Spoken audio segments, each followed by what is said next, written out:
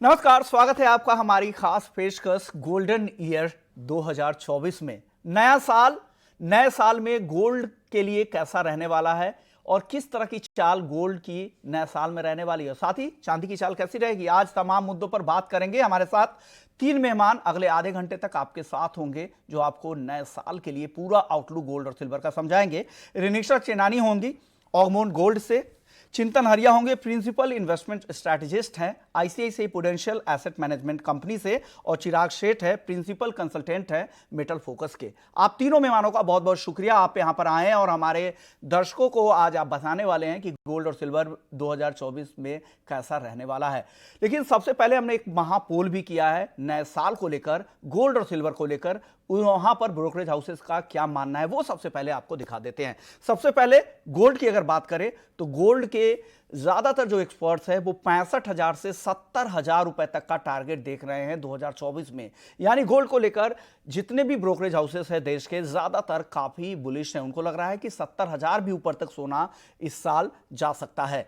वहीं चांदी की अगर बात करें तो ज्यादातर ब्रोकरेज हाउसेस को लगता है कि चांदी 85,000 से 1,00,000 रुपए तक जा सकता है। हालांकि कुछ एक्सपर्ट्स ऐसे भी है जो 85,000 के नीचे का भी टारगेट दे रहे हैं, लेकिन ज्यादातर को लगता है कि 85,000 से 90,000 के ज्यादातर टारगेट आ रहे हैं, और कुछ एक्सपर्ट्स तो 1,00,000 रुपए के पार भी चांदी के जाने का अनुमान लगा रहे हैं। तो चलिए शुरुआत कर लेते हैं। बाकी जो हमारे तीनों एक्सपर्ट्स हमारे साथ मौजूद हैं उनका क्या आउटलुक है। सबसे पहले चिराग आपके पास आएंगे।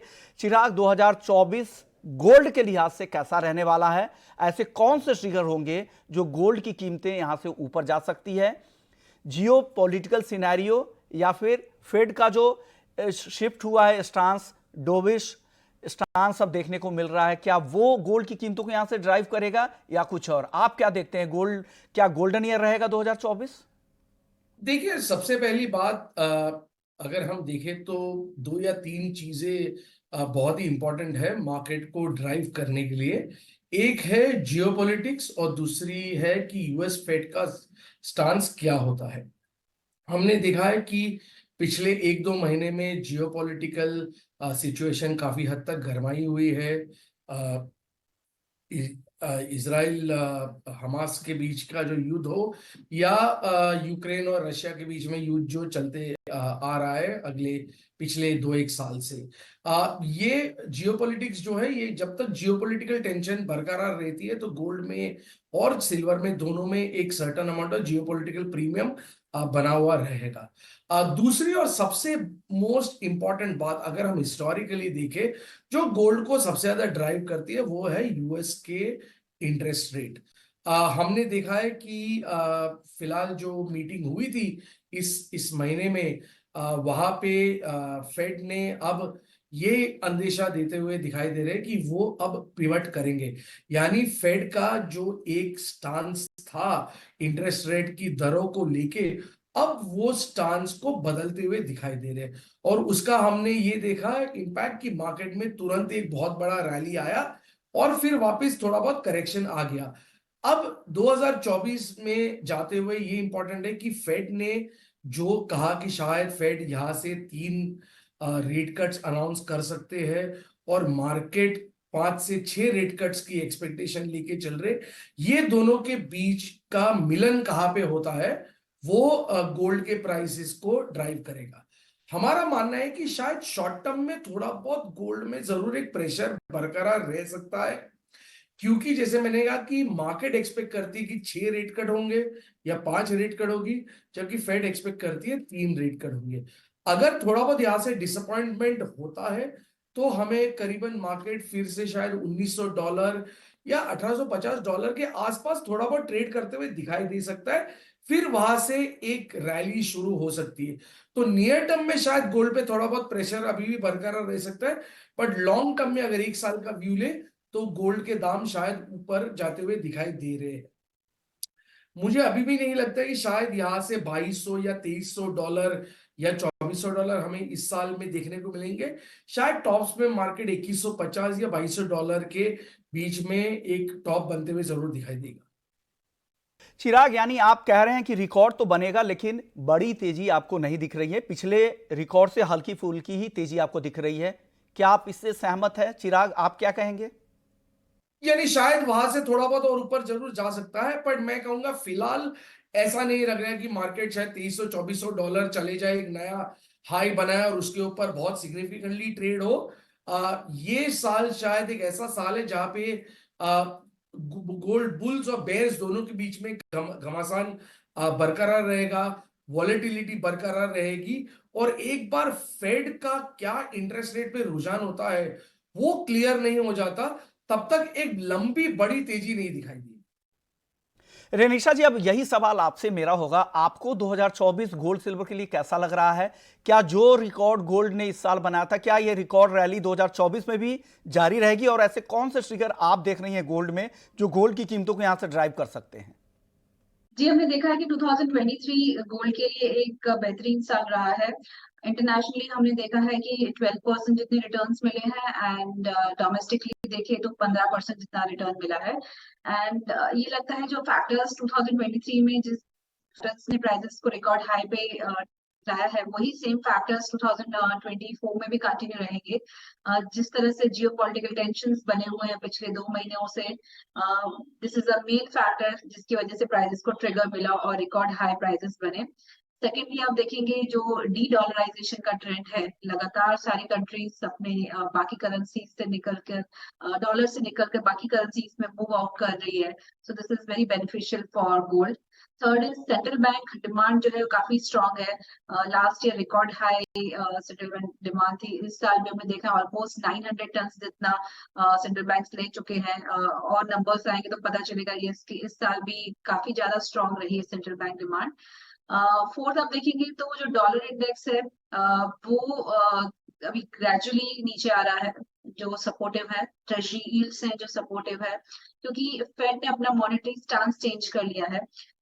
This is from hawkish to dovish. जो इंटरेस्ट रेट्स अभी बढ़ चुके हैं, नेक्स्ट ईयर से कट सकते हैं। So this is the main factor supporting gold prices. So ये चारों फैक्टर्स प्ले आउट करेंगे, एंड मुझे लगता है यहाँ से हम अगेन रिकॉर्ड हाई प्राइसेस देख सकते हैं। आई एम एक्सपेक्टिंग कि 11 से 12% जितने रिटर्न्स आ सकते हैं। $2250 से $2300 का टारगेट रहेगा इंटरनेशनली, एंड डोमेस्टिक टर्म्स में मुझे लगता है कि हम 69,000 टू 70,000 तक के लेवल्स देखे जा सकते हैं नेक्स्ट ईयर। चिंतन, गोल्ड को लेकर आपको क्या लग रहा है? किस तरह क्या आउटलुक आपको नए साल में गोल्ड में दिख रहा है? नमस्ते। ईटी स्वदेश के सभी देखने वालों को हमारा नमस्कार। जो आपने प्रश्न पूछा गोल्ड के बारे में, तो पिछले काफी हफ्तों से महीनों से लोगों का रुझान गोल्ड के तरफ बढ़ रहा है। खास तौर पर अगर हम देखेंगे तो पिछले 2 सालों में जो जियोपॉलिटिकल सिचुएशन निर्माण हो रही है, युद्ध जैसा माहौल बन रहा है, और दूसरा आर्थिक तौर पर अगर हम देखें तो जो डेवलप कंट्रीज जैसे कि अमेरिका और यूरोप में स्लो डाउन देखा जा रहा है, उससे एक उम्मीद बन रही है कि जो ब्याज दरें है वहां पर काटी जाएगी और जो पैसे का सर्कुलेशन है वो बढ़ाया जाएगा।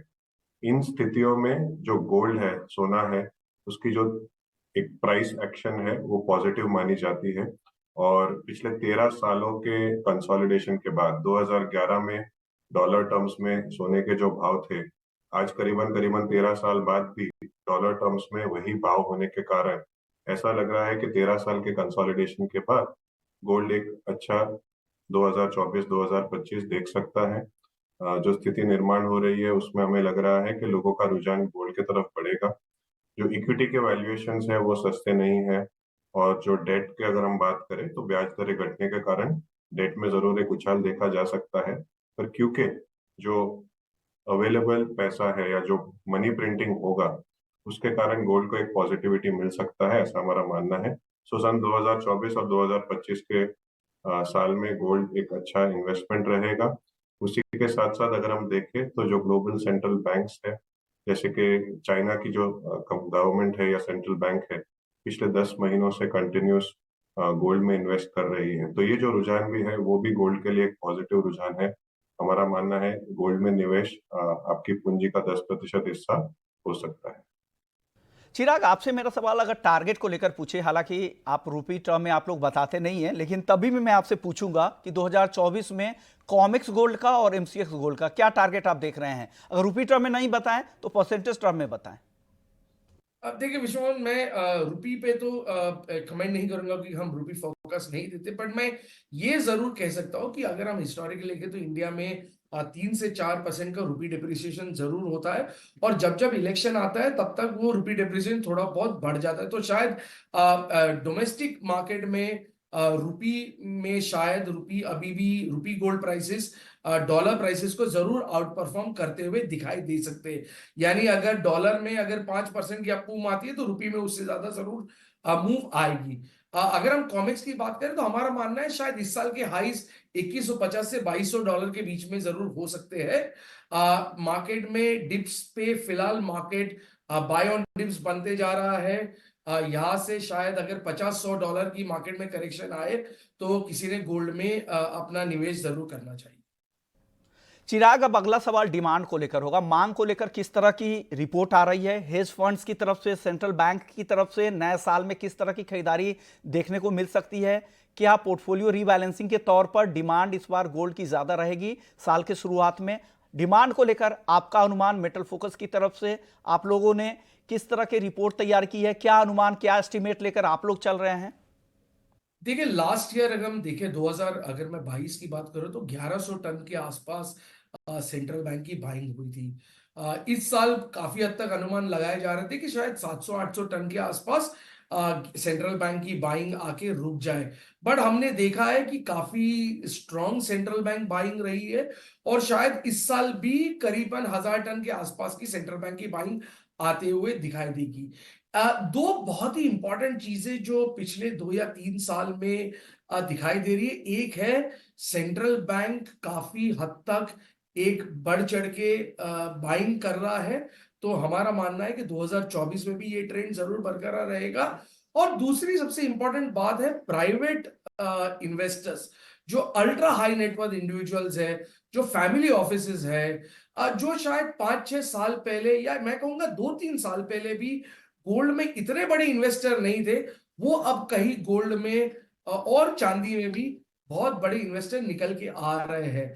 तो बहुत ही संक्षेप में अगर कहूं तो सेंट्रल बैंक और फैमिली ऑफिसेज दोनों गोल्ड और सिल्वर में इस साल भी बहुत ही बड़ा रोल प्ले कर सकते हैं। रेनिशा जी, आप बताइए कि नए साल में सेंट्रल बैंक्स और बाकी डिमांड किस तरह की रहेगी? खास करके इन्वेस्टमेंट डिमांड किस तरह की रह सकती है गोल्ड की? जो भी गोल्ड में एक फंडामेंटल सिचुएशन पैन आउट हुई है, जहाँ पे आप देखें तो सारे फंडामेंटल सपोर्टिव है, और साथ में डिमांड भी काफी सपोर्टिव है। जो 3 तरह की डिमांड होती है, एक है इन्वेस्टमेंट डिमांड जो सेंट्रल बैंक से आती है, वो हम देख रहे हैं कि अगेन रिकॉर्ड हाई लेवल्स पे रह सकती है। सेकंड है जो ईटीएफ से डिमांड रहती है, वो थोड़ी बहुत लैकलस्टर है, जो पिकअप होने की आशंका है, क्योंकि जब भी प्राइसेस बढ़ती हैं तो ग्रेजुअली ईटीएफ डिमांड पिकअप होती है। एंड थर्ड होती है रिटेल डिमांड, फिजिकल जो डिमांड रहती है। तो इंडिया एंड चाइना से रिटेल डिमांड काफी स्ट्रांग है। हम देख रहे हैं कि again both of the countries are importing at record high level, consumption भी हाईएस्ट लेवल पर है। तो हर तरह से तीनों डिमांड जो है वो सपोर्टिव रहेगी। बस ETF demand has to pick up. I think supply side भी इश्यूज है, सप्लाई डेफिसिट है। तो फंडामेंटली देखा जाए तो गोल्ड एक विन विन सिचुएशन में है, जहाँ पे फंडामेंटल्स भी काफी सपोर्टिव है, टेक्निकल्स भी काफी सपोर्टिव है, हमने ब्रेकआउट्स आते हुए देखे हैं। तो दोनों तरफ से एक डबल वैल्यू सिचुएशन है जो प्राइसेस को सपोर्ट करेगी, and record high prices expected है।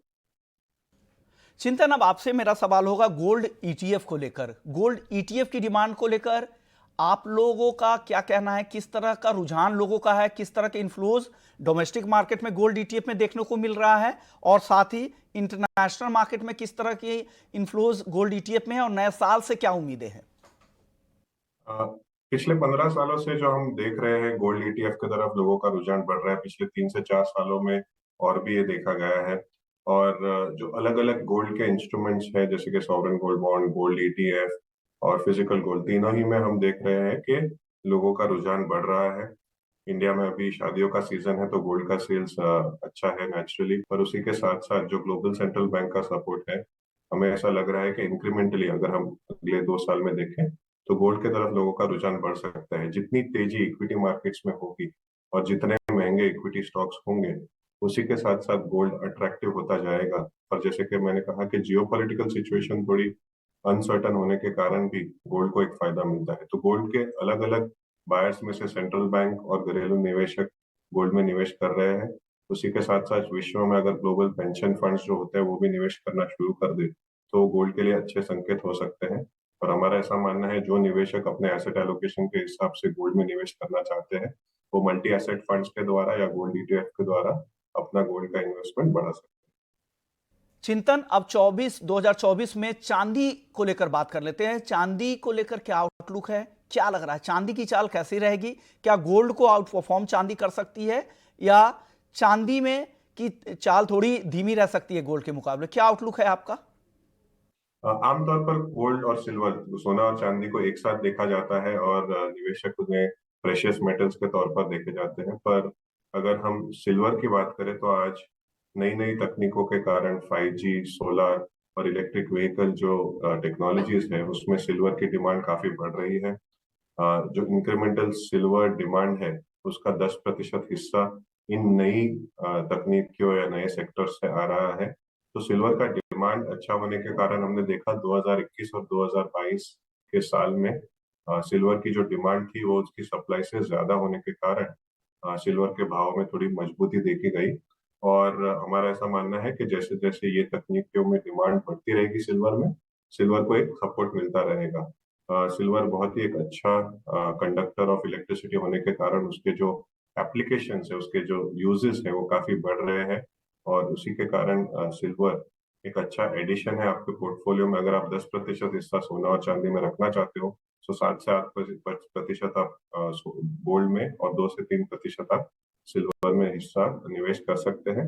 सिल्वर में जो अप एंड डाउन होता है, जो भाव के चेंजेस होते हैं वो ज्यादा होने के कारण, ज्यादा वॉलेटाइल होने के कारण लोगों का रुझान सिल्वर की तरफ कम जाता है। पर आज सिल्वर ETF के द्वारा आप आसानी से सिल्वर में निवेश कर सकते हैं। चिराग, अब आप बताइए चांदी को लेकर, चांदी के लिए ऐसे क्या ट्रिगर दिख रहे हैं आपको कि चांदी में बड़ी तेजी? क्योंकि जितने भी एक्सपर्ट से हमने बातचीत की थी उनको लग रहा है कि चांदी 85,000 से 1 लाख रुपए तक नए साल में जा सकती है। आपको ऐसे कौन से ट्रिगर दिख रहे हैं कि चांदी में इस तरह की तेजी आएगी? देखिए, ऑब्वियसली गोल्ड काफी हद तक चांदी जो है वो गोल्ड से भी प्रभावित रहती है। हालांकि अगर हम चांदी के फंडामेंटल्स बात करें तो गोल्ड से काफी हद तक बेहतर है। प्योरली अगर हम डिमांड की बात करें तो जो इंडस्ट्रियल डिमांड है वो बहुत ही ज्यादा रोबस्ट है। स्पेशली जो नए यूसेज है जैसे ईवीज है या फोटोवोल्टिक है जो लास्ट 10 से 15 साल में काफी हद तक जिसकी डिमांड बढ़ी है, वो दोनों बहुत ही अच्छा करते हुए दिखाई दे रहे 2024 में। दूसरा, इंडिया जो एक बहुत ही महत्वपूर्ण मार्केट है ग्लोबल ज्वेलरी और सिल्वर वेयर में। जैसे हम सिल्वर ज्वेलरी में सबसे लार्जेस्ट मार्केट है और सिल्वर वेयर में in fact I think 75 to 80% of global demand India से ही आती है। ये दोनों 2024 में रिकवरी करते हुए दिखाई दे रहे हैं। सिल्वर इन्वेस्टमेंट डिमांड भी हमें काफी हद तक स्ट्रांग दिखाई दे रही है। तो अगर जैसे मैं कहूँ कि गोल्ड के कंपैरिजन में जो डिमांड सप्लाई डायनामिक्स है वो सिल्वर में काफी हद तक अच्छे हैं, तो सिल्वर गोल्ड को आउट परफॉर्म करते हुए दिखाई दे रहा है। ऑब्वियसली हाइज में सिल्वर में शायद 28, 27, $28 हमें जरूर दिखाई दे सकते हैं। रेनिशा जी, अब मैं आपसे कुछ ऑप्शंस के बारे में जानना चाहूँ कि किस तरह के ऑप्शंस आपको गोल्ड सिल्वर में बेहतर दिख रहे हैं नए साल के लिए। जो हमारे इन्वेस्टर्स हैं उनके लिए क्या सलाह है, किस ऑप्शंस का, किस विकल्प का चुनाव उनको करना चाहिए? मुझे लगता है कि अपने पोर्टफोलियो को काफी डाइवर्सिफाइड रहना चाहिए सबको, एंड एटलीस्ट 15 to 20% अपना पोर्टफोलियो है वो गोल्ड में जरूर डालना चाहिए। आपका रिस्क एडजस्टेड रिटर्न जो है वो बढ़ जाता है। और अगर आप लंबे अवधि पर इन्वेस्टमेंट करते हैं गोल्ड में तो आपको काफी अच्छे रिटर्न्स मिलते हैं। तो शॉर्ट टर्म इन्वेस्टमेंट नहीं देखिए, थोड़ा लॉन्ग टर्म पर्सपेक्टिव से देखिए गोल्ड में इन्वेस्टमेंट। तो एटलीस्ट हर साल आपको 11 से 12% जितना CAGR रिटर्न मिलता ही है। और ऑल्टरनेटिव्स आप देखिए तो इट ऑल डिपेंड्स आपकी इन्वेस्टमेंट हॉराइजन कैसा है और आप रिस्क एपेटाइट किस तरह से लेना चाहते हैं। तो इंडिया में तो कई ऑप्शंस है अदर देन फिजिकल गोल्ड के, जो आप ज्वेलरी ले, कॉइन और बार्स ले सकते हैं। इसके अलावा आजकल काफी डिजिटल मीन्स भी हैं जहाँ पे आप गोल्ड बाय कर सकते हैं, जैसे डिजिटल गोल्ड है, गोल्ड के ETFs है, सॉवरेन गोल्ड बॉन्ड है। तो मैं रेकमेंड करूंगी 50-50 रखिए। 50% आप jewellery and coins and bars खरीदिए जो आपको आगे चल के फ्लॉन्ट करना हो या फिर जरूरी हो तो आप उसे यूज भी कर सकते हैं। एंड 50% आप डिजिटल वे में अपना इन्वेस्टमेंट कीजिए जहाँ पे आपको लिक्विडिटी काफी अच्छी रहती है और स्टोरेज एंड सेफ्टी का टेंशन नहीं रहता, तो आप कभी भी उसे बेचना चाहे तो बेच सकते हैं। तो डिजिटल मीन्स में आप कोई भी ऑप्शन चूज कर सकते हैं, डिजिटल गोल्ड ETF या sovereign gold bond.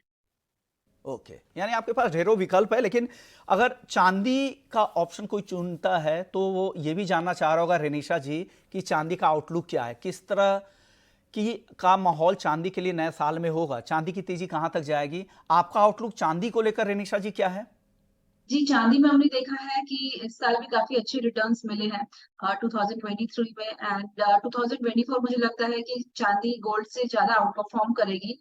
I am expecting at least 20% जितने रिटर्न्स आ सकते हैं, क्योंकि एक इम्पोर्टेंट रेजिस्टेंस लेवल था चांदी में $24 का, वो ऑलमोस्ट प्राइसेस ने कैप्चर कर लिया है और सस्टेन कर रही है। तो जो नेक्स्ट टारगेट है मुझे लगता है $30 तक जा सकता है यहाँ से, एंड इंडियन टर्म्स में 90,000 तक का मेरा टारगेट है। यहाँ से 20% अपसाइड दिख रही है। मेन फैक्टर्स जो प्राइसेस को सपोर्ट करेंगे, आई थिंक दो मेन फैक्टर्स है। वन इज सोलर टेक्नोलॉजी जो आजकल यूज हो रही है, हर साल आप डिमांड देखेंगे उसकी डबल हो रही है। और सेकंड जो है वो है ईवी इलेक्ट्रिक व्हीकल से जो डिमांड आ रही है सिल्वर की, ये काफी स्ट्रॉन्ग इंडस्ट्रियल डिमांड दे रही है, जिसकी वजह से हम देख रहे हैं कि सिल्वर की डिमांड काफी स्ट्रॉन्ग है और इस साल अगेन हम डेफिसिट देख सकते हैं।